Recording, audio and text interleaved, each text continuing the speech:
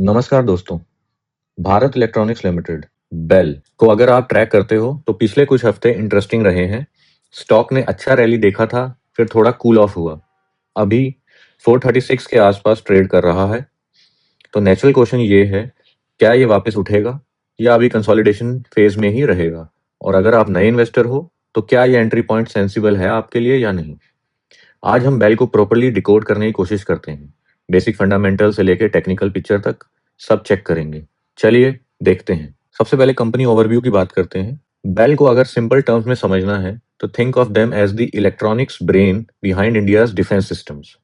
वो fighter jets नहीं बनाते। फाइटर जेट्स बनाने का काम HAL का है, लेकिन जो एडवांस इलेक्ट्रॉनिक्स उन जेट्स के अंदर लगाए जाते हैं वो बेल का काम है। प्रैक्टिकली क्या मतलब है इसका? रडार्स जो एनिमीज एयरक्राफ्ट डिटेक्ट करते हैं वो बेल बनाता है। मिसाइल सिस्टम्स जो सिक्योर्ड एनक्रिप्टेड लिंक्स प्रोवाइड करते हैं वो भी बेल बनाता है। इलेक्ट्रॉनिक्स वारफेयर इक्विपमेंट जो एनिमी सिग्नल्स को जाम करता है, और नाइट विजन डिवाइसेस जो डार्कनेस में ऑपरेशंस इनेबल करते हैं, ये सब बेल का डोमेन है। रेवेन्यू मिक्स देखो तो रफली 85% रेवेन्यू इसका डिफेंस से आता है।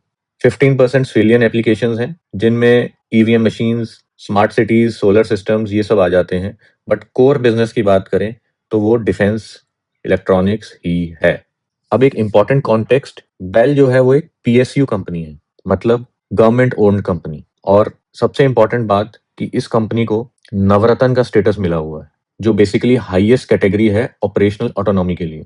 प्रैक्टिकली इसका मतलब क्या है? इसका मतलब ये है कि जब भी कोई मेजर डिफेंस कॉन्ट्रैक्ट्स आते हैं, स्पेशली सेंसिटिव स्ट्रेटेजिक इक्विपमेंट के, बेल को ऑटोमेटिकली ही प्रायोरिटी मिलती है। रीसेंट परफॉर्मेंस और ऑर्डर बुक देखें तो लेटेस्ट Q3 फाइनेंशियल ईयर 26 में इसने अच्छा प्रॉफिट किया है। 21% ईयर ऑन ईयर ग्रोथ हुई है और मार्केट एस्टिमेट्स को बीट किया है। ये एक एनकरेजिंग फैक्टर है। लेकिन एक और इंपॉर्टेंट मेट्रिक है जो डिफेंस कंपनीज में क्लोजली वॉच करना चाहिए, that is your order book. Order book की बात करें, ये नंबर इंपॉर्टेंट क्यों है? क्योंकि इससे रेवेन्यू विजिबिलिटी मिलती है। बेल का करंट ऑर्डर बुक जो है वो 73,000 करोड़ है। डिफेंस प्रोजेक्ट्स लॉन्ग साइकिल के होते हैं, 2-3 साल तक इसका एग्जीक्यूशन चलता है।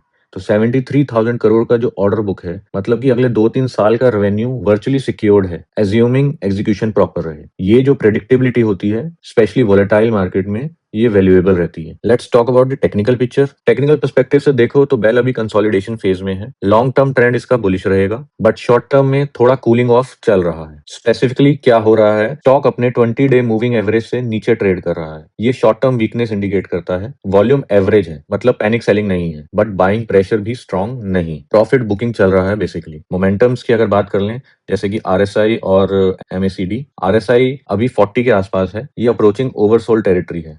30 के अगर नीचे आ जाता है RSI तो उसे ओवरसोल्ड कैटेगरी माना जाता है, तो हम उस जोन के करीब हैं। MACD में भी नेगेटिव क्रॉसओवर हुआ है रिसेंटली। तो नेगेटिव क्रॉसओवर जब होता है MACD में, तो स्टॉक को बियरिश माना जाता है इन शॉर्ट टर्म। तो मोमेंटम जो है वो शिफ्ट हो गया है टेम्परेरीली। दोनों इंडिकेटर्स को कंबाइन करें तो पिक्चर ये है कि स्टॉक को कूलिंग ऑफ चाहिए था और वो उसको मिल रहा है। ये नेसेसरली नेगेटिव नहीं है, हेल्दी करेक्शन है after a strong rally. Strong rally अगर कोई स्टॉक दिखाता है तो जो शॉर्ट टर्म ट्रेडर्स हैं वो अपनी प्रॉफिट बुकिंग करते हैं।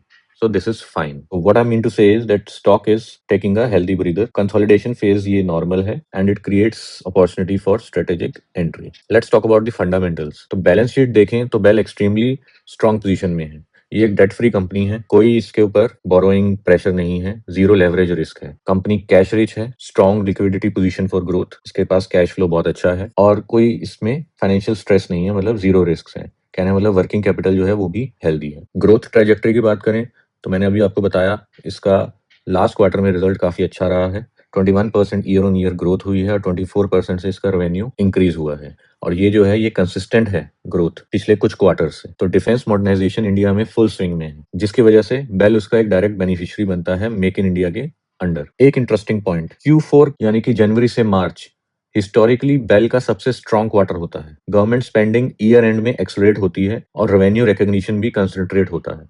तो अभी हम उस स्ट्रॉन्ग सीजनल पीरियड में ही चल रहे हैं। एक इंपॉर्टेंट जो चेक आपको देखना है वो है वैल्यूएशन रियलिटी चेक, जो आर्ग्यूएबली सबसे कंटेंशियस पॉइंट है। बेल का पी रेशियो 53x है। कॉन्टेक्स्ट के लिए अगर देखा जाए तो ट्रेडिशनली पीएसयूज जो होते हैं वो 15 to 25x पी पे ट्रेड करते हैं। बेल का 53x यानी कि ये क्लियरली एक प्रीमियम है। ऑनेस्टली बोलूं तो वैल्यूएशन एक्सपेंसिव है ऑन ट्रेडिशनल मेट्रिक्स। अगर आप पास्ट को कंपेयर करेंगे तो वैल्यूएशन आपको एक्सपेंसिव दिखेगी, बट अगर आप डिफेंस सुपर साइकिल थीसिस में बिलीव करते हो तो प्रीमियम पे करना पड़ता है क्वालिटी एसेट्स के लिए। ये डिसीजन आपके टाइम होरिजॉन और रिस्क एपेटाइट पे डिपेंड करता है।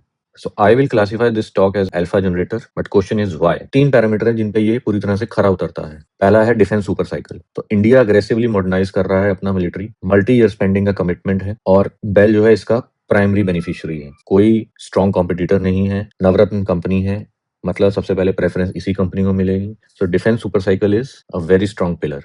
सेकंड बात करें तो एग्जीक्यूशन मशीन। एग्जीक्यूशन मशीन से मेरा मतलब है कि मोस्ट ऑफ द पीएसयूज के बारे में सुना होगा कि इनके ऑर्डर्स डिलीवर होने में डिले आता है, इनकी एग्जीक्यूशन जो है वो स्लो होती है।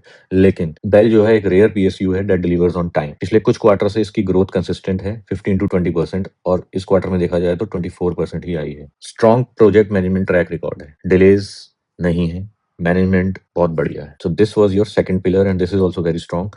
थर्ड पिलर की बात करें, हाई विजिबिलिटी से मेरा मतलब है ऑर्डर बुक जो है इसका बहुत स्ट्रॉन्ग है। हमने डिस्कस किया था 73,000 करोड़ का ऑर्डर बुक है। वर्चुअली फ्यूचर रेवेन्यू ग्रांटेड है। अगर 3 साल तक इसको कोई नए ऑर्डर्स भी नहीं मिलते ना तो भी इसके पास काम पूरा है रेवेन्यू जनरेट करने के लिए। So that safety plus predictability combined with high growth potential. तो प्रैक्टिकली अब डिस्कस करते हैं कि इन्वेस्टमेंट स्ट्रेटेजीज क्या होनी चाहिए, कैसे खरीदें। सो वो डिपेंड करता है आपके टाइम फ्रेम पे। अगर आप स्विंग ट्रेडर हैं तो अभी मैं आपको वेट करने के लिए बोलूंगा। करंट प्राइस 436 पे, एग्रेसिव एंट्री रिस्की है। बेटर अप्रोच यही है, सपोर्ट टेस्ट होने का वेट करो। एंट्री जोन देखो 415 से 420 के आसपास। अगर स्टॉक वहां तक आता है तो एक बाउंस प्ले पॉसिबल है जिसे रिलीफ रैली बोलते हैं। टारगेट रियलिस्टिकली 450 to 460 हो सकता है शॉर्ट टर्म में।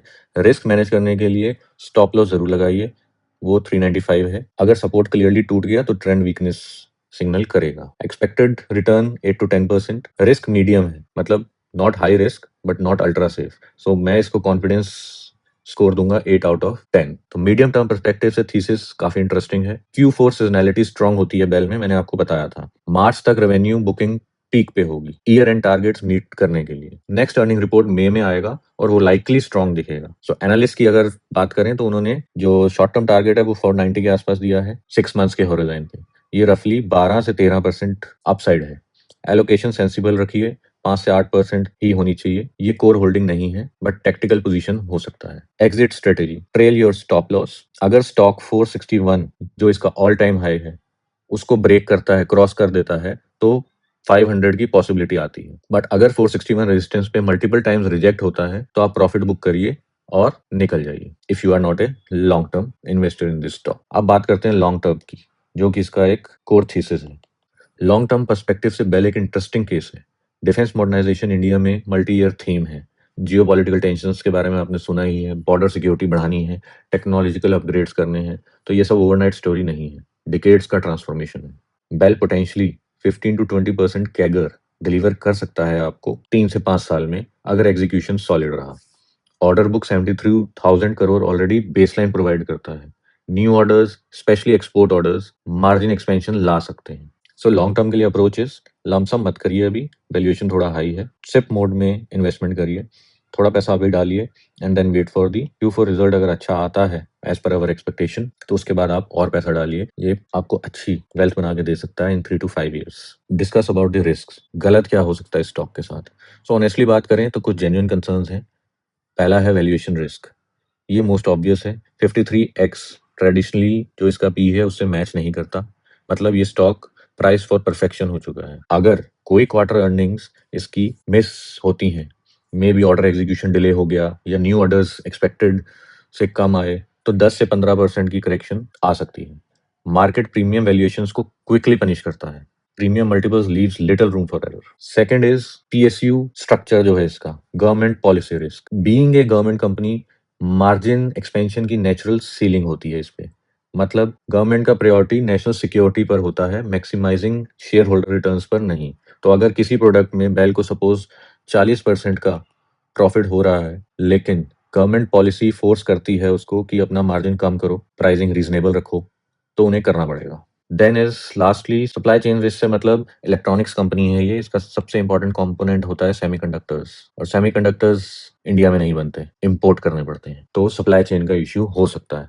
अगर ग्लोबल सप्लाई चेन डिस्ट्रप्शंस आई जो रिसेंट ईयर्स में रिपीटेडली आपने देखी हैं, आती रहती हैं, तो प्रोजेक्ट टाइमलाइन डिले कर सकते। अगर डिलीवरीज लेट होंगी तो रेवेन्यू पे इफेक्ट पड़ेगा और क्वार्टरली रिजल्ट्स जो हैं वो इम्पैक्ट होंगे।